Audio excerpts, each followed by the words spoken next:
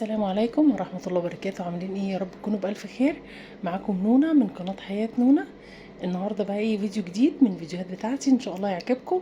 بصوا بقى ايه، صحينا بدري النهاردة، قلت بقى ايه اخلص حاجتي اوام اوام، وفي نفس الوقت ايه اتعود ان انا اصحى بدري تاني، لان انا جه عليا فترة كده ما بنام متأخر واصحى متأخر. بس فما صدقت بقى صحيت النهارده بدري. بصوا بقى اليوم على طبيعته، هنشوف النهارده اليوم بقى على طبيعته هنعمل ايه الصبح. بصوا بقى اول حاجه طبعا شايفين البوتاجاز بقى ايه مش نضيف خالص اهو، هنعمله مع بعض. وتعالوا برضو اوريكم ايه. ادي كمان الحوض بتاعي مليان مواعين، يعني ايه بصوا بقى مش نضيف وبصوا كده هنعمل كل حاجه مع بعض ان شاء الله. تمام، يلا. وهنا بقى ايه الرخامه بتاعتي مليانه ازايز عايزه تتغسل، والرخامه مش نضيفه وبصوا كذا حاجه كده عايزه تتعمل. فتعالوا بقى بينا نشوف هنعمل ايه النهارده. يلا بينا. اول حاجه كده بقى هنروح على الحوض، هنغسل كل المواعين دي الاول زي ما انتوا شايفين كده اهو. اول حاجه كده بقى هبدا بيها بغسيل المواعين، عشان ايه اخلص كده وافضي الحوض. فانت دايما لما تلاقي ايه المطبخ بتاعك مقلوب او صحيتي الصبح او انت عروسه جديده ومطبخك بقى مقلوب، الرخام عايزه تتنضف، والبوتاجاز وعندك بقى الدنيا مكركبه بمواعين بحاجات عايزه تتفضى وتتعمل. اول حاجه تعمليها ان انت تلمي كل المواعين في الحوض وتحطيها في الحوض كده، وعشان تعرفي ان المواعين كلها دي اللي عايزه تتغسل قدامك. فانت دايما عشان ما تحسيش بكركبه حواليكي او المطبخ مقلوب وانت مش عارفه تبداي منين، يا ترى هغسل مواعين، يا ترى هنضف، يا ترى مش عارفه هعمل البوتاجاز، يا ترى هعمل ايه، هلم الحاجه اللي في المطبخ. اول حاجه تبداي بيها المواعين، لان شكل المواعين في الحوض وبالذات الحاجات الكبيره اللي بتاخد مساحه كبيره في الحوض زي الصواني اللي انا بغسلها دي، هتعمل معاكي كركبه وتحسي يعني عندك لو هما شويه مواعين صغيرين هتحسي ان انت عندك جبل ايه من المواعين. فزي ما انتوا شايفين كده انا دلوقتي بدأت بالصواني، عايزة افضيها الاول عشان بتاخد مساحة في الحوض، ايه عشان نروق كده والمطبخ يبقى كويس، والمطبخ كده يبقى كويس واحس خلاص بقى ان في حاجة ايه راحت من عليا او من الحاجات اللي انا هعملها. فزي ما انتوا شايفين كده اهو، ببدأ بقى اغسل الاطباق اللي كانت فوق الوش كده اللهم صل على النبي، الصواني، عشان عامله بصوا زحمه كده في الحوض مش عاجباني، فانا هبدأ بيها. وحاجة تانية كمان، بصي لو انت بقى بتنامي بدري مثلا او بتسيبي ولادك او بتسيبي الموجود موجود بقى او انت في بيت عيلة وكده، دايما حطي الحاجات اللي هي سهلة الاستخدام وسهلة الغسيل قدامهم. يعني ايه حطيها كده ايه في المطبقية، الاطباق اللي انتوا بتستخدموها اليومية بقى، مش ازاز ولا صيني ولا الكلام ده، لا لا لا. حطي حاجات، لو عندك مينامين حطي، لو عندك استانلس حطي. حطي حاجات يعني ايه تبقى سهله ان ايه غيرك يستخدمها، او ما يكسرهاش. فبيني وبينكم الاستانلس ده حلو جدا بصراحه، وسهل الاستخدام وسهل لو انت عندك اطفال، فبيبقوا حلوين جدا.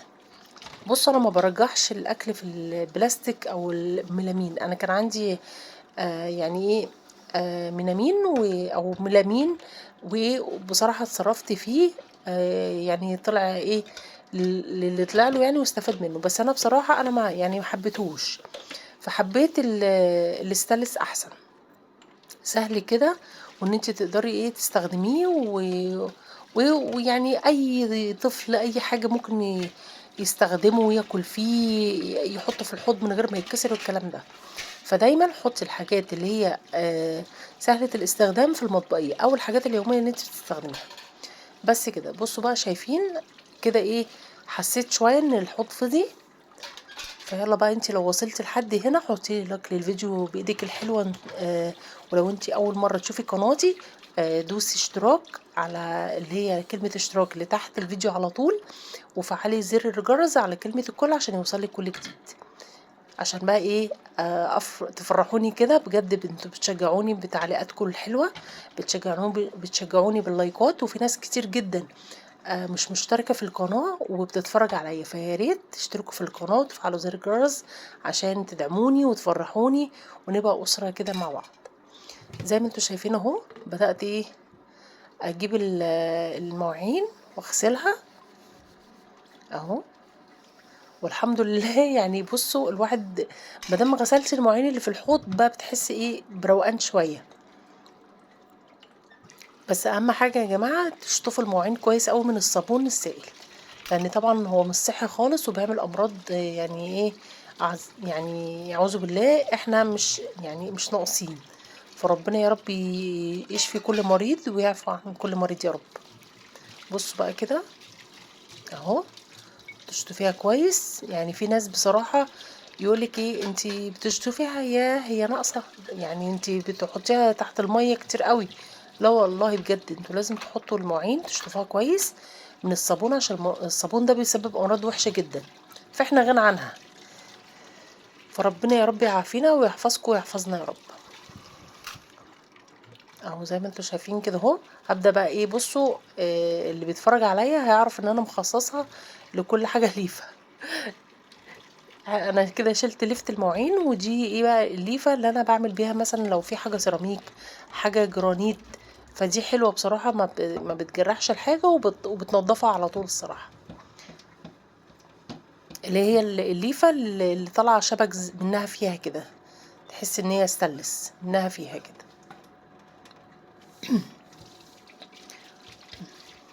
اهو زي ما انتوا شايفين كده خلاص بقى دي اخر حاجة الطاسة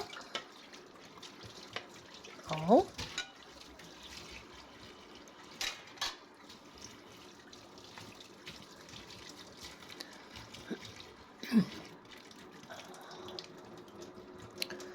انا كده الحمد لله خلصت مواعين. هبدأ بقى اجيب اللي هي الحوامل بتاعة البوتاجاز. هي مش نظيفة يعني هتلاقوا ايه فيها دهون ورده مطرح العيش اللي بيتأمر والكلام ده. فهبدأ بقى ايه رجعت في كلامي تاني هبدأ ان انا لا هغسلها. ما كنتش هغسلها قلت لا اغسلها واحدة واحدة كده. يعني ايه مش غسلة عميقة قوي بس اللي هو ايه انضفها يبقى شكلها نظيف تمام. وان شاء الله باذن الله ابقى اعمل لكم فيديو بقى عن تنظيف البوتاجاز كله. تنظيف عميق كده من بصوا من الالف للياء زي ما بيقولوا، لان هو فعلا عايز غسله، عايز العيون والحوامل وكل ده يتغسل من الاعماق. فان شاء الله هبقى اعمل لكم فيديو نغسله مع بعض كده غسله محترمه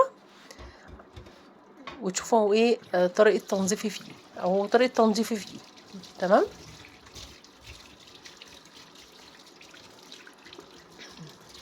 يلا بقى صلوا على النبي.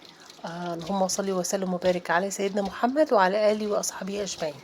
خلي كده وقوفك في المطبخ ان انت تذكري ربنا تصلي على النبي. فان شاء الله تاخدي حسنات وايه وكلنا بنشجع بعض كده. مادام حاجه مفيده انا بقول لكم اعملوها، ومادام برضو ايه احنا بنستفاد من بعض.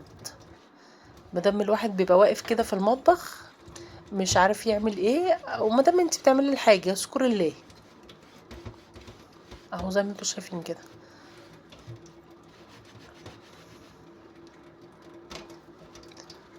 بصي تحس ان هي مليانه دهون عايزه غسله محترمه. فان شاء الله كده في يوم نبقى نعملها مع بعض باذن الله.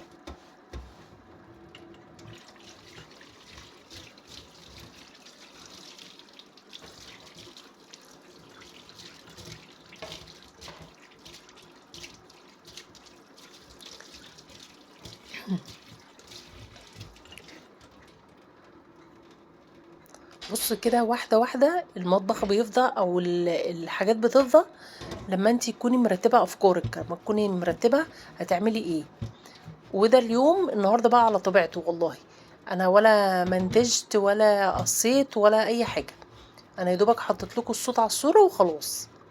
فبصوا انا صحيت مش عارفه اعمل ايه، بس ايه اهم حاجه ترتبي كده افكارك كده وانتي واقفه. يعني لقيتي مواعين، لقيتي المطبخ عايز ترويق، عندك غسيل، عندك كذا حاجه في بوتاجاز عايز يتعمل كده. رتبي افكارك وشوفي هتعملي ايه. اول حاجه بقى زي ما قلت لكم تلموا المواعين، الحاجه اللي عايزه تتغسل في الحوض. عندك حلل لميها على جنب طبعا مش هتحطيها في الحوض وتقفلي بيها الدنيا لحد ما تغسلي الاطباق والمعالق بقى والحاجات الصغيره دي كلها. بصوا بقى انا هنا كنت بصور لكم من الاول خالص من ساعة ما انا عملت دعكت البوتاجاز، بس لقيته ما صورش للاسف. فمعلش بقى، انا ايه، انا هنا جبت ليفة ومية وصابون عادي ودعكت البوتاجاز كده.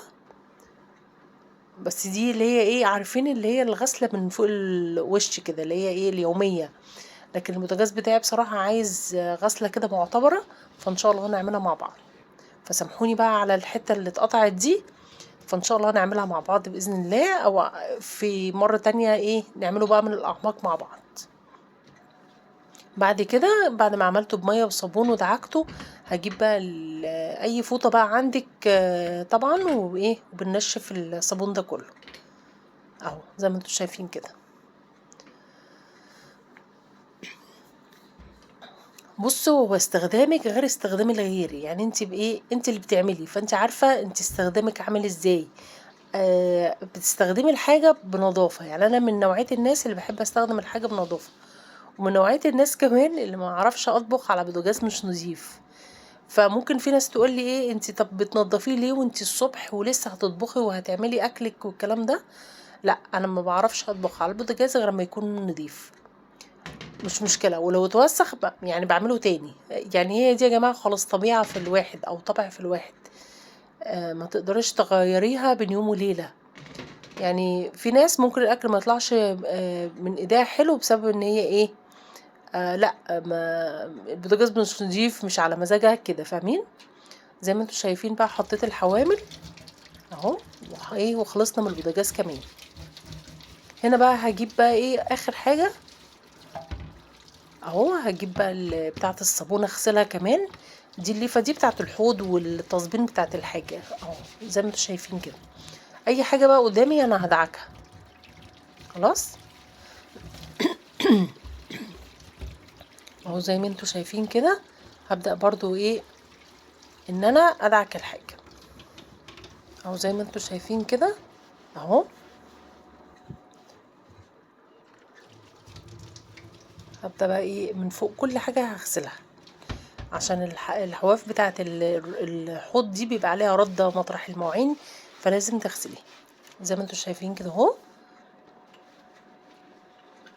معلش بقى لو ايه الزاوية مش مظبوطة قوي. غسلت طبعا الحنفية، وده الطبق او العلبة اللي بيبقى فيها الليف، برضو بغسلها كده عشان مطرح المية اللي بتصفى اهو، زي ما انتم شايفين كده. غسلتها كده اهو وبشطفها. بصوا لو انتوا، بصي بقى هبدأ بقى ايه اشطف كل اللي انا عملته ده من فوق اهو. بصي، الحاجة اول باول كده تنضفيها بجد ما بتاخدش معاكي وقت، تبقى نظيفة كمان، يعني ما بتديهاش فرصة ان هي تتوسخ كتير اهو، زي ما انتوا شايفين كده اهو. هبدأ بقى ايه اشطف كل الحيطة اللي عند الحوض دي زي ما انتوا شايفين. يلا بقى ايه، قومي تشجعي كده معايا، ولو انت صحيتي بدري قومي تشجعي كده، ويعملي لك كوبايه شاي او شوفي بتفطري بايه. المهم يعني تغيري ريقك على حاجه، وايه، وتقومي تعملي بقى حاجتك بدري بدري كده، وهتخلصي حاجتك اوهام وبدري. فكلنا ايه بنستفاد من بعض. ولو في اي كومنت كده عايزين تقولوهولي برضو، انا تحت امركم، انتوا اخواتي وحبايبي وربنا اللي يعلم انا ايه بحب افضفض معاكم او اكلمكم لو حاجه مثلا كويسه بقولكوا عليها بجد والله. زي ما انتوا شايفين اهو. هبدا بقى ايه ادعك البوتاجاز ادعك الحوض. خلصنا بقى المواعين، فايه ندعك الحوض بقى اهو، زي ما انتوا شايفين كده.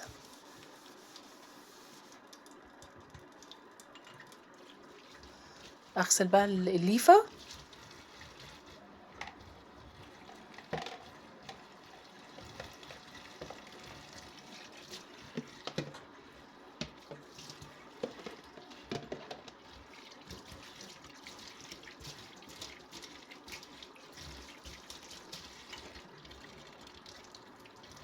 اهو. خلصنا بقى الحوض اهو. واشطف كمان الفوطه بتاعتي اللي انا بعمل بيها ايه الحاجه اهو، زي ما انتوا شايفين. هبدأ بقى اخد الصابون كله اللي محطوط من فوق كده.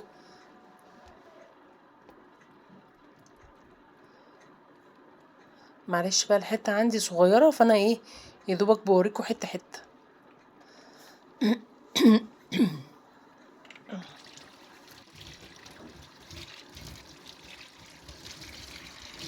لو عندكم اي بقى تعليق او حاجة انتوا عايزين تسألوني فيها اسألوني، وايه وهتلاقوني ان شاء الله يعني هجاوب عليكم.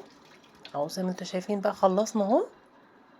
قولي لي برضو رأيكم في الفيديوهات بتاعتي، بتعجبكم ولا لا، مفيدة ولا لا. هنا بقى جبت الازايز، قلت ايه اصبنها وايه واملاها ايه ميه نظيفه كده. او جبت الليفه بتاعت الازايز اهي، هعمل بيها بقى اهو، انضفها كده. لازم ايه يوم لا او يوم كده تغسلي الازايز عشان مطرح الاكل للاولاد الكلام ده كله. فايه تبقى طعمها حلو، طعم الميه يبقى حلو فيها اهو. نبدأ نغسل بقى كده كويس قوي.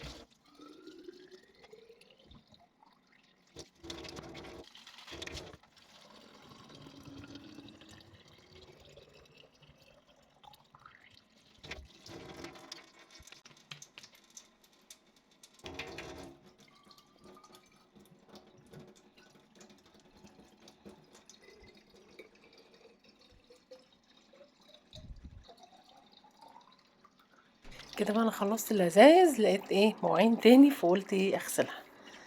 هو طبق ومقص يعني مش كتير. قلت بقى اغسلهم برضو كده بدل ما ايه مسيبهم في الحوض واحس ان انا ما عملتش اي حاجه اهو. اغسل برضو المقص كده، لو انا استخدمته في حاجه لازم نغسله اهو. ولازم يبقى فيه يعني مقص كده خاص بالمطبخ بس، يعني ما تقعديش بقى تقصي بيه حاجات تانية قماش مش عارفه ايه. لا، خلي مقص للمطبخ بس اهو. زي ما انتم شايفين كده انا خلصت الحمد لله. نروح بقى على الرخامة ونشوف هنعمل فيها ايه. جبت كده بقى ايه الليفة بتاعتي، وطبعا فيها الصابون. على فكرة الصابون ده انا حاطه فيه خل، يعني بيبقى صابون بخل، بيطهر المواعين وفي نفس الوقت بيعقمها وايه وما يخليش الصابون لازق في المواعين قوي.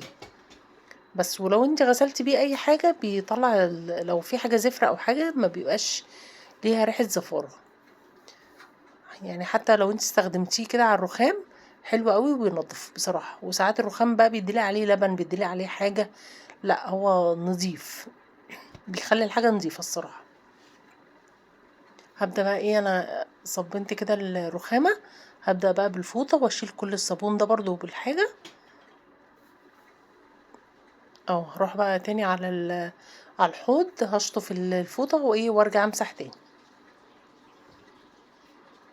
يلا بقى ايه حطي لايك للفيديو، انا ايه بفكرك اهو عشان ساعات ايه اللي بيتفرج بينسى، فانا بفكركم حطوا لايك للفيديو.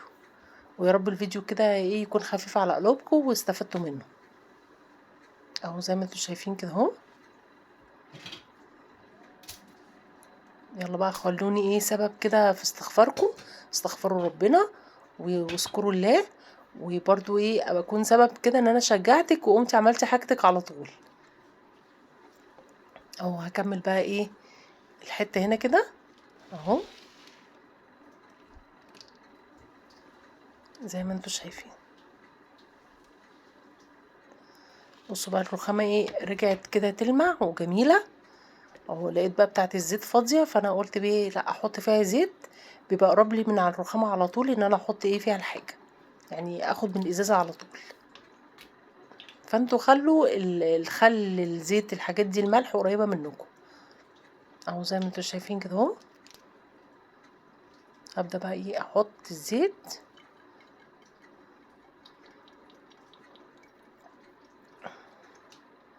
بصوا بقى عملت معاكم ايه، كل حاجة اللي بلاقيه قدامي بعمله قدامكم. ف يعني يوم على طبيعته جدا، وروتين كده خفيف، روتين صباحي كده خفيف عليكم وعلى طبيعة وعلى الطبيعة. فانت بقى ايه، لو قمتي كده الصبح ولقيتي حاجات كده قومي اعمليها على طول وخلصي. يا رب يكون الفيديو عجبكم واستفدتوا منه. ما تنسوش بقى ايه، تحطوا لي لايك الحلو بتاعكم كده، ولو انت جديدة اشتركي في القناة وفعلي زر الجرس على كلمة الكل، عشان لو في اي حاجة ايه يجيلك اشعار بيها على طول ان انا نزلت فيديو. يلا يا رب يكون الفيديو خفيف عليكم، والسلام عليكم ورحمة الله وبركاته. بحبكم في الله.